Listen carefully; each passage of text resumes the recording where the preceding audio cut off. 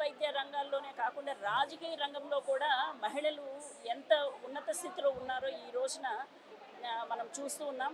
ఈ మహిళా reservation bill అన్నది గత 25 సంవత్సరాలుగా చర్చల్లో నలుగుతున్న బిల్లుని ఈ రోజున పార్లమెంట్లో బీజేపీ ప్రభుత్వం మోడీ గారి ఆధ్వర్యంలో మహిళలని సమాజంలో భాగస్వాములు చేసే బిల్లును పాస్ చేయడం అన్నది ఎంతో సంతోషకరమైన విషయం అండి. ఇక్కడ మహిళలందరూ ఆనందంతో ఉప్పొంగిపోతున్నారు. బికాజ్ సమాజంలో మహిళలు వాళ్ళ భాగస్వామ్యాన్ని అన్ని రంగాలతో పాటు రాజకీయ రంగంలో కూడా వాళ్ళు భాగస్వామ్యం కనుక ఇవ్వగలిగితే వాళ్ళు ఖచ్చితంగా దేశ అభివృద్ధికి, సమాజ అభివృద్ధికి ఎంతో తోడ్పాటు అందించగలరు. పంచాయతీ వ్యవస్థల్లో, పంచాయతీ రాజకీయాల్లో మహిళలు ఎంత బాగా చేస్తున్నారో అలాగే రాష్ట్ర కేంద్ర రాజకీయాల్లో కూడా వారి సామర్థ్యాన్ని నిరూపించుకోగలరు. ఇంత మంచి అవకాశాన్ని ఇచ్చిన నరేంద్ర మోడీ గారికి, బీజేపీ గవర్నమెంట్కి మేము ఎంతో రుణపడి ఉన్నాము. చాలా సంతోషిస్తున్నాము. ధన్యవాదాలు. ఈ రోజు ఏదైతే 33% మరి మన ప్రధానమంత్రి నరేంద్ర మోడీ గారు ప్రవేశపెట్టినట్టు బిల్ అనేది మహిళలందరూ కూడా చాలా ఆనందదాయకం ఉంది. ఈ బిల్ అనేది ఒక చట్టం కాదు, ఇది ఆ యావత్ మహిళల యొక్క ఆశ ఆకాంక్ష రాబోయే యుగానికి ఇది ఒక నాందిగా జరుగుతుంది.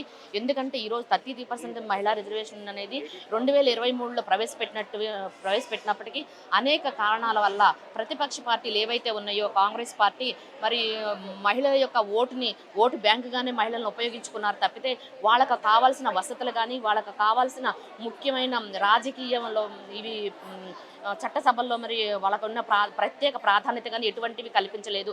ఎందుకంటే మహిళలు అన్ని రంగాల్లో ముందంజలో ఉన్నారు. ఇప్పుడు ఆర్థికంగా, విద్యాపరంగా మరి రాజకీయాల్లో కూడా ముందంజలో ఉండాలని ఒక ఆలోచనతో మరి నరేంద్ర మోడీ గారు తీసుకున్నటువంటి ఈ నిర్ణయం అనేది చరిత్రాత్మకంగా నిలిచిపోతుంది. ప్రతి ఒక్క మహిళ ఈరోజు చట్టసభల్లో వాళ్ళ వాయిస్ వినిపించడానికి మరి పంచాయతీ దగ్గర నుంచి పార్లమెంటు వరకు కూడా మహిళలు రావటం అనేది చాలా గొప్ప విషయం. నరేంద్ర మోడీ గారు మరి పదవిలోకి వచ్చినప్పటి నుంచి కూడా, అధికారంలోకి వచ్చినప్పటి నుంచి కూడా ఈ రోజు వరకు కూడా మరి నిర్మలా సీతారామన్ గారి కానీ మరి అట్లానే మరి ద్రౌపది ముర్ము గారికి కానీ అట్లానే ఈరోజు ఢిల్లీ ముఖ్యమంత్రిగా చేస్తున్నటువంటి రేఖా గుప్తా గారికి కూడా మహిళలకి ముఖ్య ప్రాధాన్యత ఇచ్చి ముందుకెళ్లే దాంట్లో మంచి ఆయన ఆశయాలుగా అడుగులేస్తున్నారు. ఎందుకంటే మహిళలు ముందుంటే దేశ అభివృద్ధి కూడా జరుగుతుందని ఒక ఆలోచనతో ఆయన తీసుకునే నిర్ణయం అనేది చాలా ఆనందదాయకం ఉంది. మరి అట్లానే మరి ప్రధానమంత్రి నరేంద్ర మోడీ గారికి ధన్యవాదాలు తెలియజేసుకుంటున్నాను. నారీ శక్తి వందన అభియాన్ అనే నామకరణంతో నరేంద్ర మోడీ గారు 33% రిజర్వేషన్ బిల్ అనేది 16, 17, 18 స్పెషల్ పార్లమెంట్ సెషన్స్ ఢిల్లీలో నిర్వహిస్తూ ఈ బిల్లుకు ఆమోదం తెలియజేస్తున్నారు.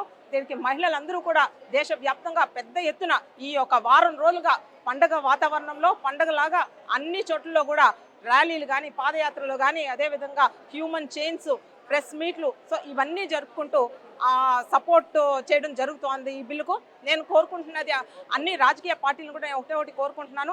ప్రజలందరినీ కూడా కోరుకునేది ఏంటంటే irrespective of cost, creed, religion and reason మీరందరూ కూడా ఈ బిల్లుకు సపోర్ట్ చేయాలా. మహిళా సాధికారతను, మహిళల యొక్క స్వరాన్ని, మా రిప్రజెంటేషన్ను దేశవ్యాప్తంగా దేశ అభివృద్ధికి ఖచ్చితంగా మేము వాడుకుంటామనేసి అని చెప్పి ఈ సందర్భంగా మీ అందరికీ కూడా కోరుకుంటున్నాను.